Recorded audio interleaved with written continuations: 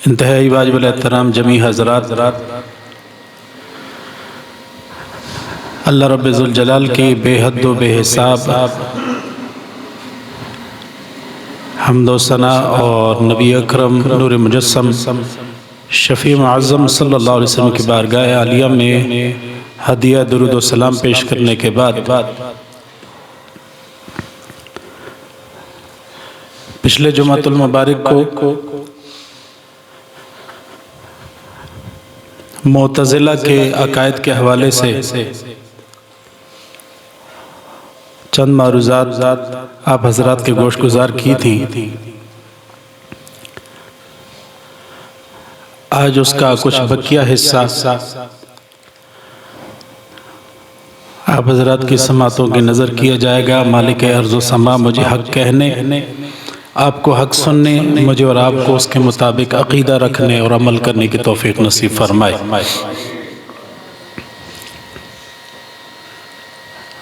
میں نے پچھلے جمعۃ المبارک کو معجزہ کے حوالے سے عرض کیا تھا کہ جب نبی کی ظاہری حیات میں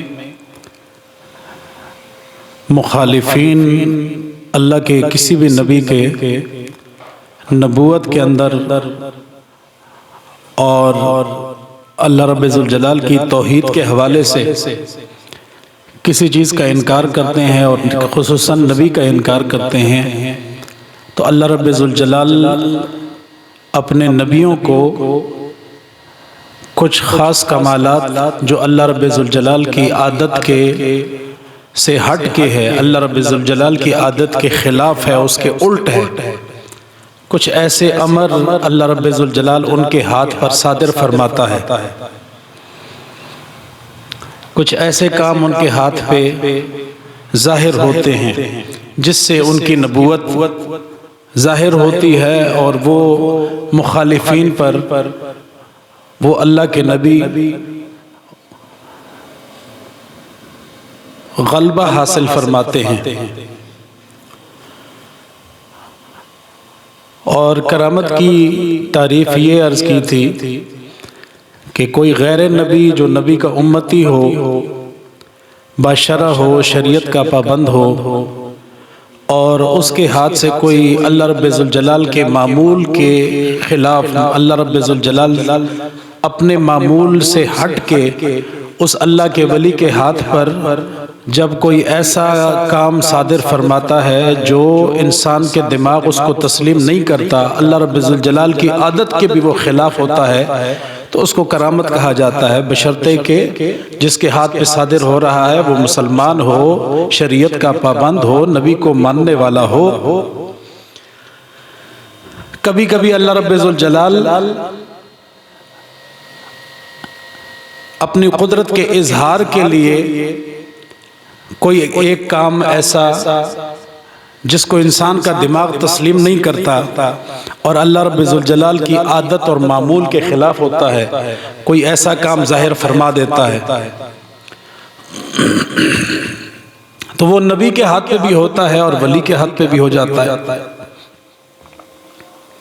لیکن اکثر طور پہ ولی کی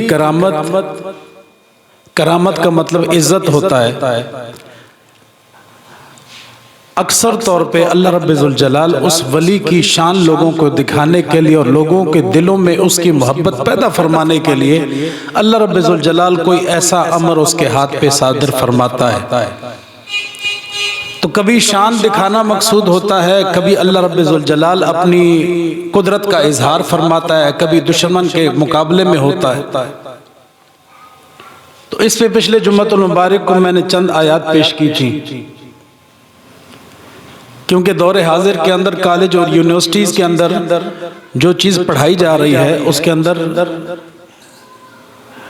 یہ معتزلہ کے عقائد بہت زیادہ پھیل چکے ہیں ہماری نوجوان نسل کے اندر، جو اللہ رب ذوالجلال کی قدرت کا بھی انکار کرتے ہیں، اللہ رب ذوالجلال کی تقدیر کا انکار کرتے ہیں، اللہ رب ذوالجلال کے علم کا انکار کرتے ہیں، خصوصاً معجزات اور کرامات کا مذاق اڑایا جاتا ہے۔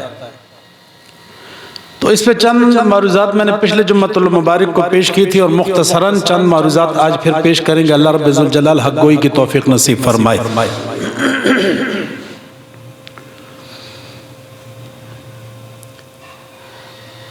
نبی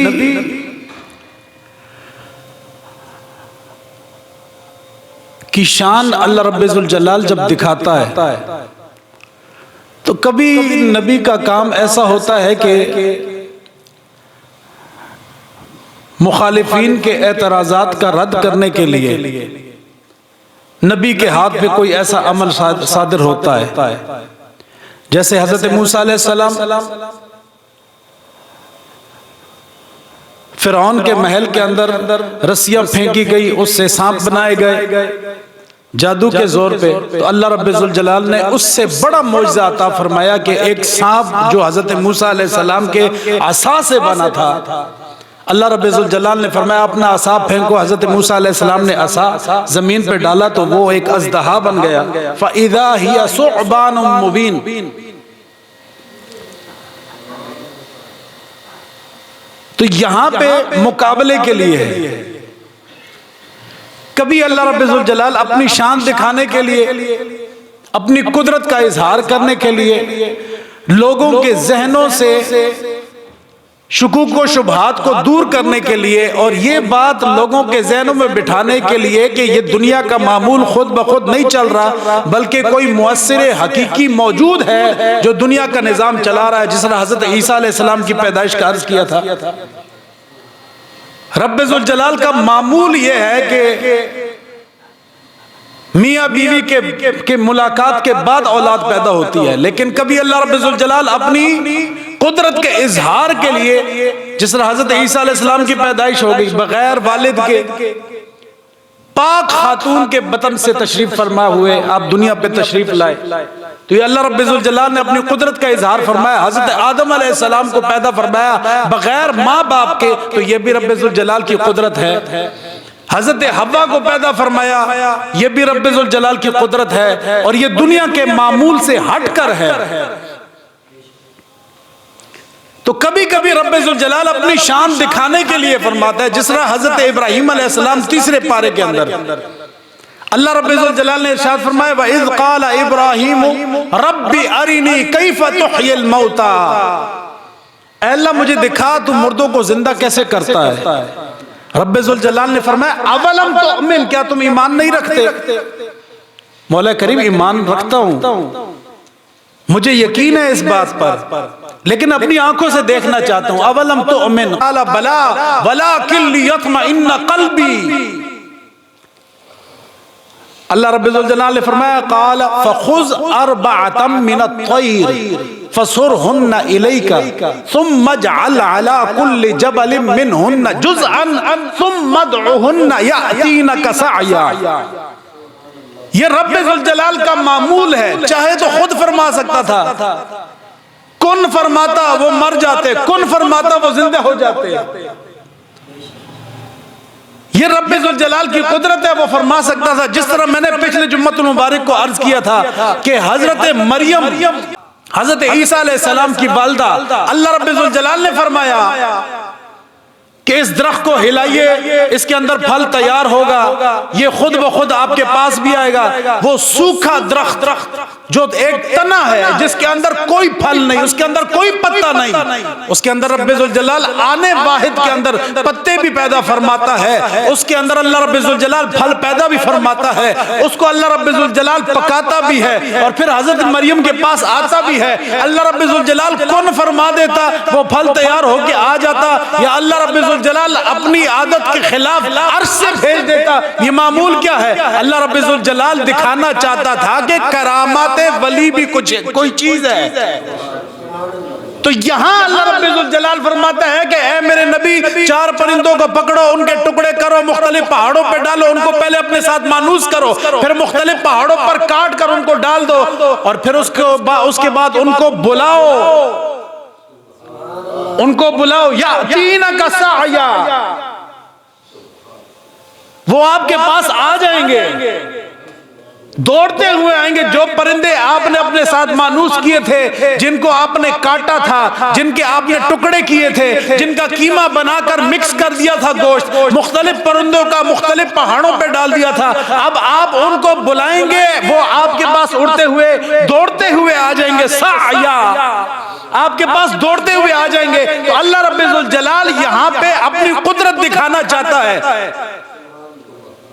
چاہوں تو میں یہ بھی کہہ سکتا ہوں کہ اے پرندوں آپ چلے جاؤ اس کے پاس زندہ ہو کے،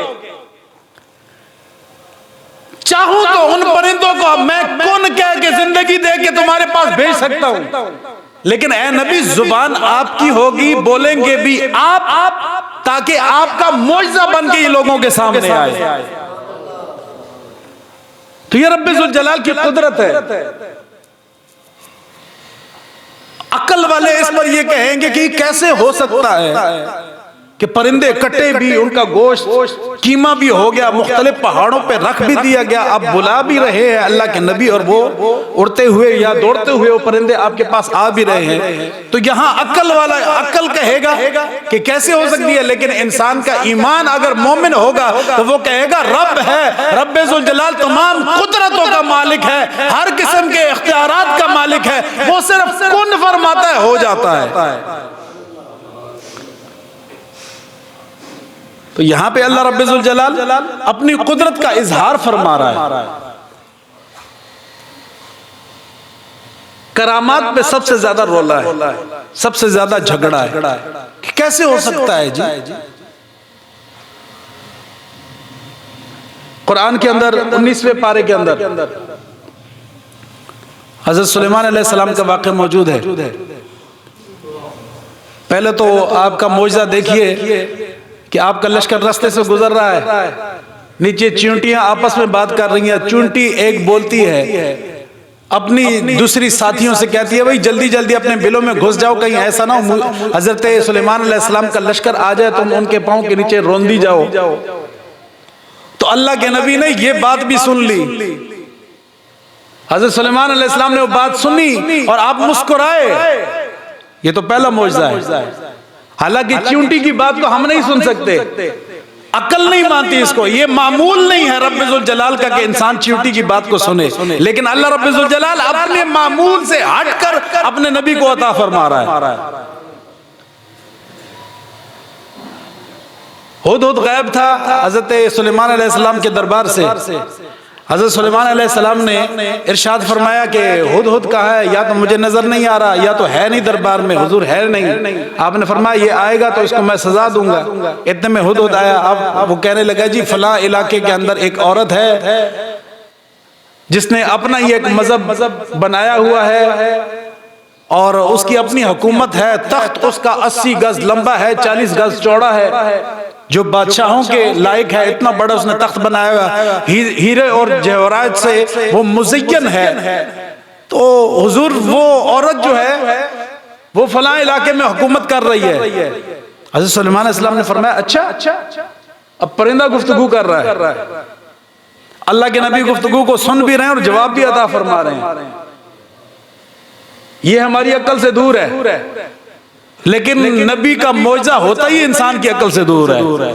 اگر نبی ہی عقل میں آ جائے تو پھر نبی کیسا ہوا؟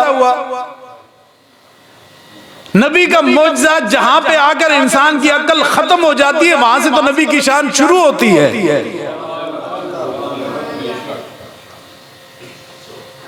بلکہ اگر صوفیاء کی زبان میں دیکھیں، یہاں کہتے ہیں کہ ایک مومن کی جہاں پہ اس کی عقل کا اختتام ہوتا ہے، وہاں سے تو ولی کا مقام شروع ہوتا ہے۔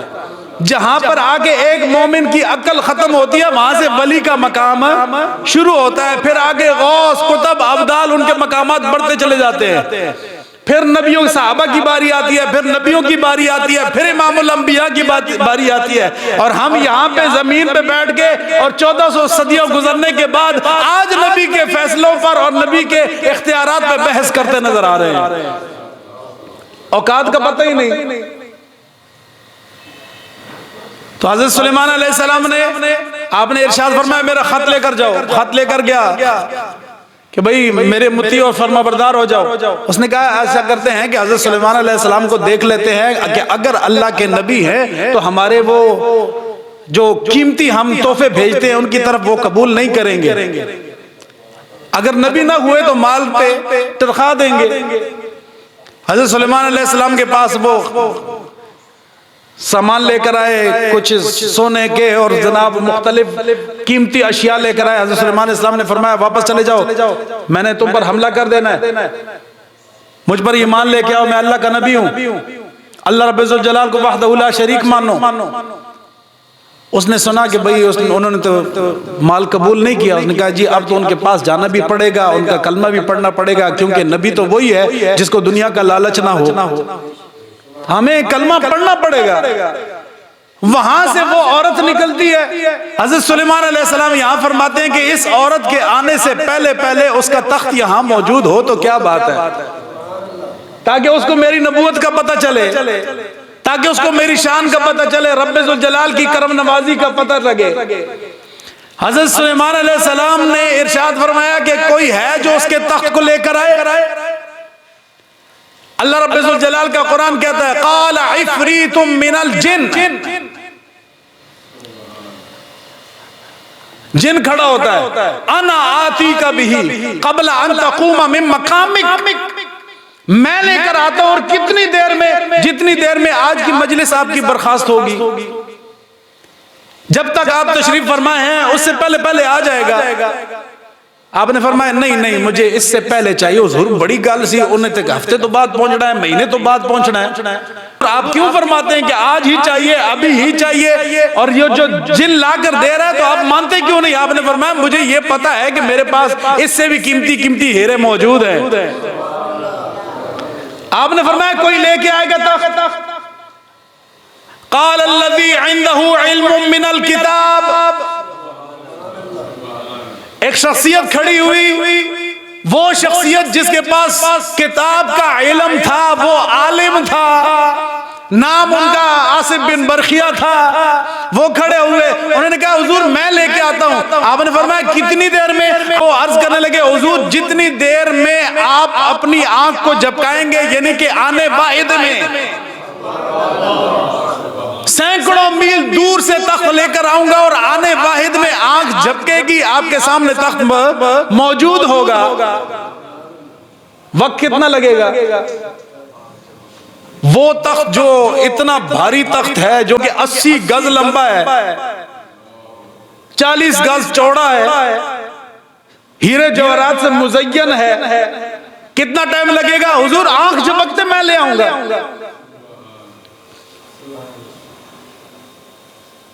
ان کو شرم نہیں آتی جو آج یہ کہتے ہیں کہ بھئی اگر صحابہ کے اندر کرامات تھی تو نبی کے دور میں کیوں نہیں دکھائی؟ حضرت سلیمان علیہ السلام کا امتی دکھا رہا ہے سلیمان علیہ السلام کے سامنے.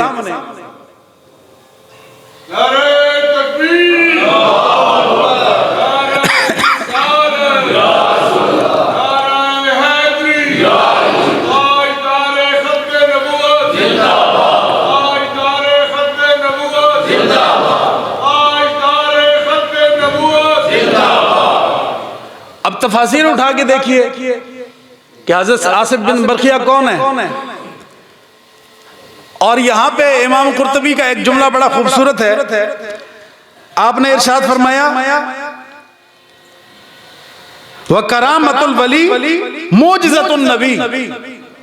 وہ کہتے ہیں کہ تم اس بات پہ اعتراض کرتے ہو کہ بھئی نبی کے سامنے ولی کرامت نہیں دکھا رہا، حالانکہ فرمایا کہ ولی کی کرامت ہی اصل میں اس کے نبی کا معجزہ ہے.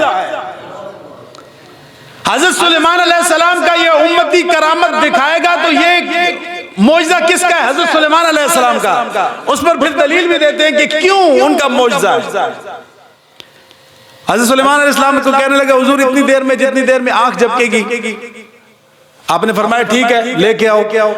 اب امام قرطبی لکھتے ہیں کہ صلی رکعتین، اس نے وہ جو حضرت آصف بن برخیہ تھے وہ عالم تھے، انہوں نے 2 رکعت نماز نفل پڑھے.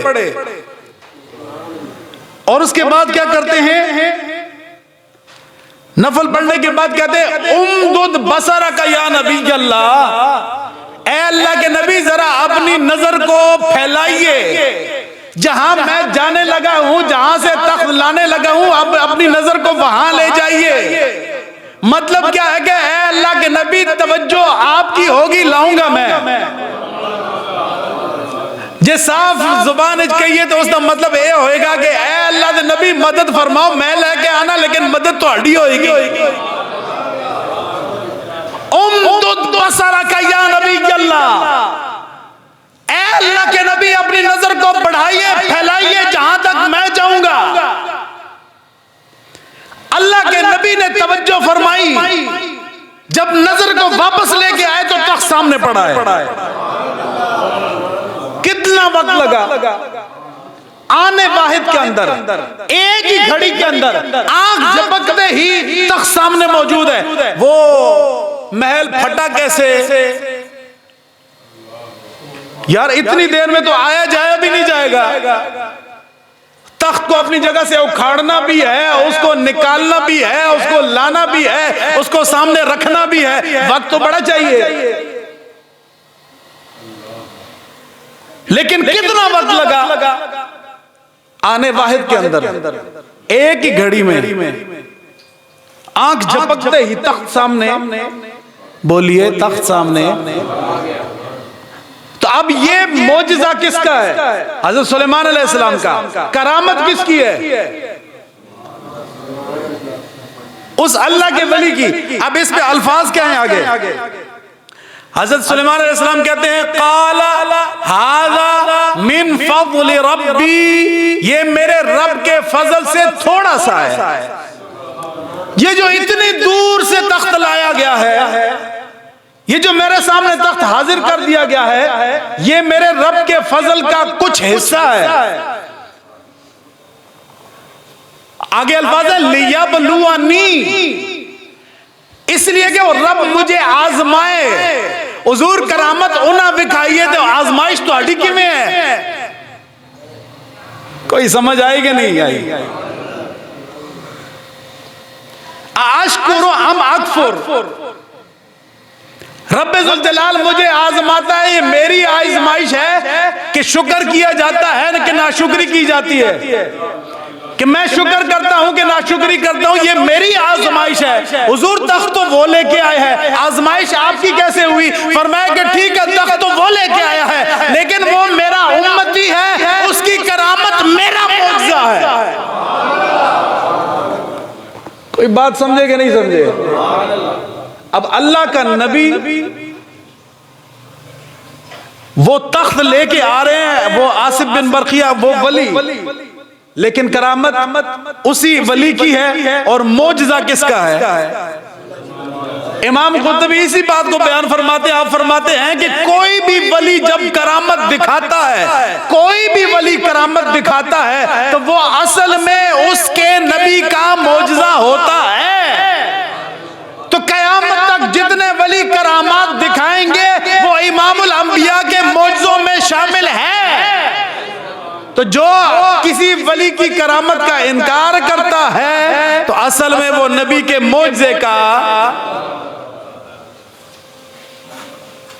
اب میرا یہ سوال ہے کہ جو اب انٹرنیٹ پر بیٹھ کر یا آپ کو کالج و یونیورسٹی میں بھی بتا رہے ہیں کہ کوئی کرامت شرامت نہیں ہوتی، سارے برابر ہیں، مجھے یہ بتائیے کہ یہ اس عقیدے سے ہے کہ نہیں کہ جو رب ذوالجلال کی قدرت کے اور رب ذوالجلال کے اختیار کے منکر ہیں؟ کیونکہ اصل میں وہ یہ کہتے ہیں کہ رب ذوالجلال نہیں دیندہ، وہ دے نہیں سکتا۔ جس طرح معتزلہ کہتے ہیں نا کہ قیامت کے دن رب ذوالجلال پر واجب ہے کہ وہ جنتی کو جنت میں داخل کرے، کیا نیک انسان جو ہے اس کو جنت دے اور گناہگار کو جہنم میں داخل کرے۔ یہ معتزلے کا عقیدہ ہے کہ رب ذوالجلال پر واجب ہے کہ وہ گناہگار کو جہنم میں داخل کرے، نیک کو۔ تو ہم کہتے ہیں رب ذوالجلال پر کچھ واجب نہیں ہے، رب ذوالجلال اپنی مرضی کا مالک خود ہے، چاہے تو گناہگار کو جنت میں داخل کر دے ایک نیکی کی وجہ سے، چاہے کہ نیکوکار کو ایک گناہ کی وجہ سے جہنم میں داخل کر دے، مرضی اس کی ہے۔ اختیار اس کا ہے، اس سے سوال کوئی کر سکتا۔ تو معتزلہ کہتے ہیں کہ رب ذوالجلال کی قدرت نہیں ہے، اس کے اختیار میں نہیں ہے، حالانکہ اللہ رب ذوالجلال جب چاہے جو چاہے کر ڈالے۔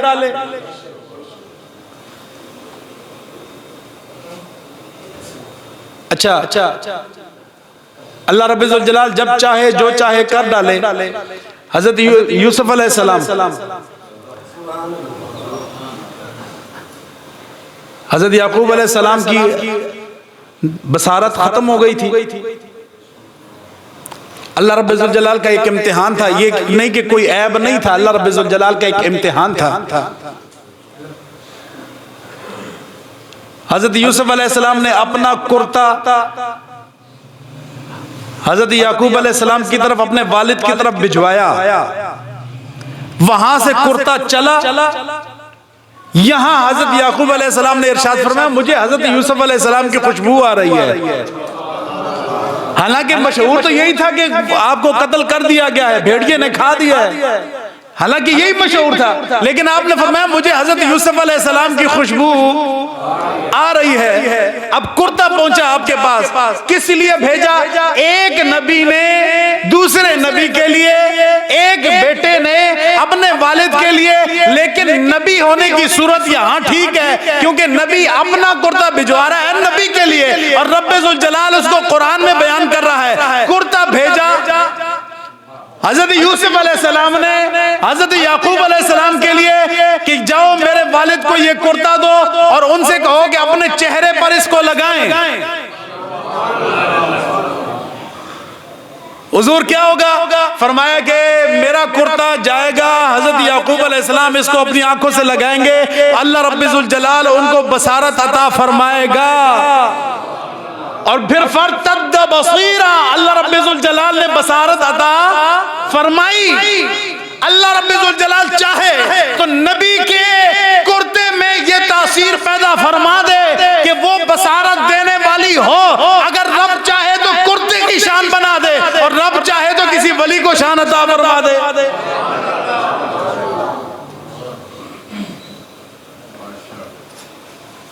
میرا یہ سوال ہے کہ حضرت یوسف علیہ السلام نے وہ کرتا بھجوایا کیوں؟ کہ جب رب ذوالجلال کے اختیار میں ہے سب، تو حضرت یوسف علیہ السلام نے کرتا کیوں بھجوایا؟ اور پھر اس واقعے کو رب ذوالجلال نے قرآن میں کیوں بیان فرمایا؟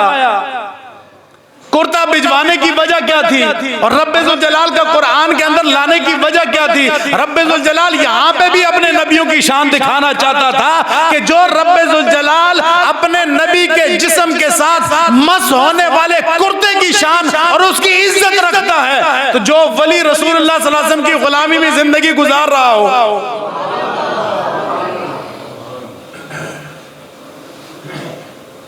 جس کو خوابوں میں بھی رسول اللہ کی زیارت نصیب ہوتی ہو، یا کوئی پیر مہر علی شاہ جیسا ہو کہ جاگتی آنکھوں سے دیکھ لے اور یہ کہہ دے کہ سبحان اللہ ما اجمل کا، اسی لیے تو کہتے ہیں نا جناب کہ ساری نعتیں اور ہیں، پیر مہر علی شاہ صاحب کا یہ کلام اور ہے، باقی نعتیں تصور میں لکھی گئی ہیں، یہ رسول اللہ کو دیکھ کے لکھی گئی ہے۔ سبحان اللہ ما اجمل کا، ما احسن کا، ما اکمل کا، کتھے مہر علی کتھے تیری ثنا، یا جس طرح فرماتے ہیں کہ اس صورت نو میں جانا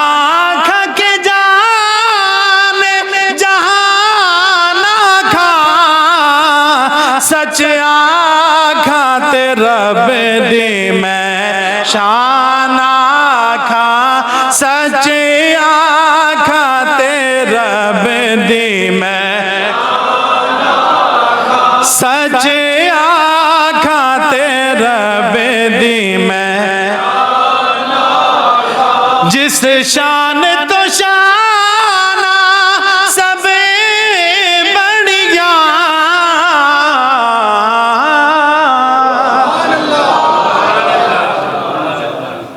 اچھا قرآن کی اس کے علاوہ کافی ساری آیات ہیں. ولی کی کرامت کا مذاق اڑاتے ہیں، اور جو ان کے خلاف روایت جائے گی اس کو فوراً رد کریں گے. کیوں؟ ان کے عقیدے کی مت ماری جا رہی ہے نا. جناب سیدنا صدیق اکبر رضی اللہ تعالیٰ عنہ صحابی رسول ہیں اور پاک محبوب کے وہ یار ہیں جن کو قیامت تک کے لیے رسول اللہ نے اپنی آغوش میں لیا ہوا ہے، جس کو رسول اللہ صلی اللہ علیہ وسلم نے اپنی گود میں سلایا ہوا ہے، جس کو رسول اللہ صلی اللہ علیہ وسلم نے اپنی خدمت کے لیے قیامت تک کے لیے قبول فرمایا ہوا ہے، جس کو رسول اللہ صلی اللہ علیہ وسلم ارشاد فرماتے ہیں کہ قیامت کے دن جب میں اپنی قبر انور سے باہر نکلوں گا تو سب سے میرے ساتھ جو سب سے پہلے قبر انور سے باہر آئیں گے، ایک ہاتھ میں ابو بکر صدیق کا ہاتھ لے کے باہر نکلوں گا، دوسرے ہاتھ میں حضرت عمر کا ہاتھ ہوگا. حضرت ابو بکر صدیق رضی اللہ عنہ کا وقت وصال آیا، آپ نے اپنی بیٹی کو بلایا، حضرت عائشہ صدیقہ رضی اللہ تعالیٰ عنہ کو. آپ نے فرمایا میری بیٹی جو تمہیں میں نے زمین کا ٹکڑا دیا تھا اگر وہ استعمال کر لیتی تو ٹھیک تھا، آپ نے نہیں استعمال کیا تو اب وہ وراثت کا حصہ بنے گی. وہ زمین جو میں نے آپ کو دی تھی آپ نے استعمال نہیں کی تو اب اس کو وراثت میں تقسیم کرنا ہے. تو آپ کو چونکہ رسول اللہ صلی اللہ علیہ وسلم نے شریعت سکھائی ہے تو اپنے 2 بھائیوں اور 2 بہنوں میں اس کو برابر تقسیم کر دینا. ایک زمین کا ٹکڑا ہے جس کو آپ نے اپنے 2 بھائیوں میں اور 2 بہنوں میں شریعت کے مطابق برابر تقسیم کرنا ہے. ابا جی میری تو صرف ایک بہن ہے، آپ نے فرمایا ہے کہ 2 بہنوں میں برابر تقسیم کرنا. میری تو صرف ایک بہن ہے، آپ نے فرمایا کہ میں نے ولایت کی نگاہ سے دیکھ لیا ہے تمہاری جو دوسری والدہ ہے نا بنت خارجہ، اس کے بطن میں ایک بیٹی ہے جو دنیا میں آئے گی وہ بھی میرے وراثت کے اندر حصے دار بنے گی. اب میں سوال یہ کرتا ہوں، رب ذوالجلال دکھائے تو سب کو دکھا دیتا ہے. یہ یہودیوں کا عقیدہ تھا کہ رب ذوالجلال کے ہاتھ بندے ہوئے ہیں، ید اللہ مغلولہ وقالت الیہود ید اللہ مغلولہ، قرآن کے اندر آتا ہے. اللہ رب ذوالجلال فرماتا ہے یہودیوں کا عقیدہ یہ تھا کہ اللہ رب ذوالجلال کے ہاتھ بندے ہوئے ہیں. اللہ فرماتا ہے نہیں، بل یداہ مبسوطتان، رب ذوالجلال کے ہاتھ کھلے ہیں. رب ذوالجلال جس کو چاہتا ہے، جتنا چاہتا ہے، جب چاہتا ہے، جو چاہتا ہے عطا فرماتا ہے.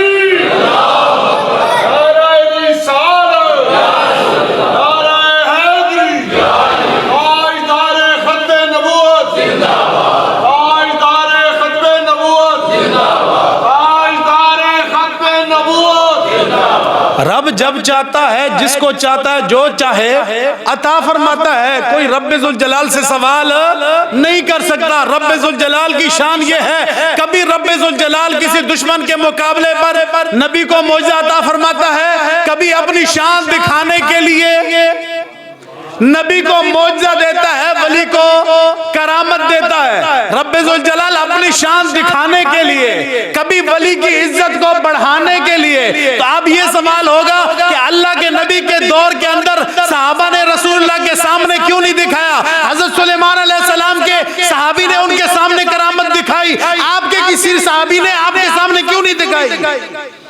یہ سوال ہوگا آپ کے دور میں، آپ کے سامنے آپ کے کسی صحابی نے کوئی کرامت کیوں نہیں دکھائی؟ تو ہم یہ کہیں گے جہاں پر چاند نکلا ہو وہاں پہ ایک لائٹ کی کیا حیثیت ہے؟ جہاں نبوت کا چاند ہو، رب ذوالجلال چاہتا ہی نہیں تھا کہ کوئی کرامت دکھائے اور لوگوں کے ذہنوں میں میرے نبی کے معجزات کے اندر یا شان کے اندر کوئی کمی نظر آئے کہ فلاں بھی تے کرامت دکھاندہ ہے. رب چاہتا ہی نہیں تھا.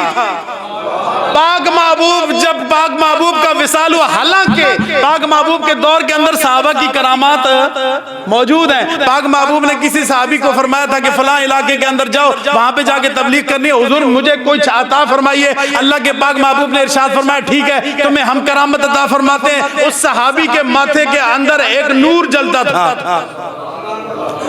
صحابی کے ماتھے میں نور چمکتا تھا۔ وہ صحابی جب دوسرے علاقے کے اندر جاتے ہیں کام کرنے کے لیے، فوراً ذہن میں یہ خیال آتا ہے کہ بھئی یہاں تو میں شریعت کو پھیلانے کے لیے آ گیا، ماتھے کے اندر یہ جو نور ہے کہیں یہ میری صورت کو تبدیل نہ کر رہا ہو، کہیں کوئی بدصورتی کا یہاں پہلو نہ پیدا ہو رہا ہو۔ تو یہ پریشان ہو گئے، وہ نور چلتا ہوا انگلیوں میں آ گیا، تسی پریشان نہ ہو، آگے ٹر جائے گا۔ پھر یہاں تک کہ وہ نور چلتا ہوا انگلیوں سے آپ کی لاٹھی کے اندر آ گیا، کرامت باقی رہی، کرامت ختم نہیں ہوئی۔ لیکن اس کے لیے عقل سے یہ نکالنا پڑے گا کہ بھئی میں عقل سے سوچوں گا معجزے کو، عقل کو سے سوچوں گا کرامت کو۔ تو عقل کا کام تو یہ ہے کہ عقل کو تنقید سے فرصت نہیں۔ اقبال نے کہا تھا نا، عقل کو تنقید سے، عقل کو تنقید سے فرصت نہیں، عقل کو تنقید سے عشق پر اعمال کی بنیاد رکھ۔ عقل کو سائڈ پہ کر، عشق کی بات مان۔ رب جب چاہتا ہے، جو چاہتا ہے، جس کو چاہتا ہے، جتنا چاہتا ہے، جس وقت چاہتا ہے عطا فرما دیتا ہے۔ رب ذوالجلال کے اختیار میں کوئی کمی نہیں ہے، رب ذوالجلال کا اختیار کم ہو ہی نہیں سکتا۔ جو رب اختیار تقسیم کرتا ہو اس کے اختیار میں کمی کہاں آتی ہوگی؟ سمجھ آ رہی ہے کہ نہیں آتی؟ اللہ رب ذوالجلال ہمیں سمجھ کی توفیق نصیب فرمائے۔ آخر دعوانا الحمدللہ۔